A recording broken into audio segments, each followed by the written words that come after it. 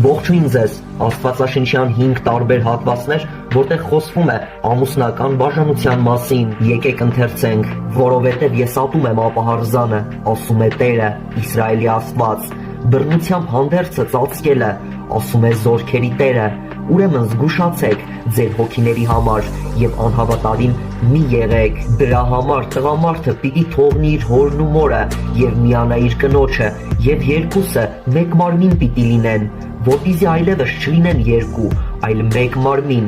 արդ, ինչ որ Աստված միացրեց, մարդը թող չբաժանի, բայց ասում եմ ձեզ, ով իր կնոջ հարձակի ոչ պոռնկության պատճառով և ուրիշի հետ ամուսնանա, շնություն արած կլինի, շնություն է անում նաև նա, ով արձակվածի հետ է ամուսնանում, բայց ամուսնացածներին պատվիրում եմ ոչ թե ես, այլ Տերը, որ կինն իր ամուսնուց չբաժանվի, իսկ եթե բաժանվի, թող առանց ամուսնանալու մնա, կամ իր ամուսնու հետ հաշտվի, ամուսինն էլ կնոջ հետ, և նա ասաց նրանց, ով իր կնոջ հարձակի ու մի ուրիշի հետ ամուսնանա, առաջին կնոջ դեմ շնություն է անում, իսկ եթե մի կին իր ամուսնուն արձակի և ուրիշ տղամարդու հետ ամուսնանա, շնություն է անում։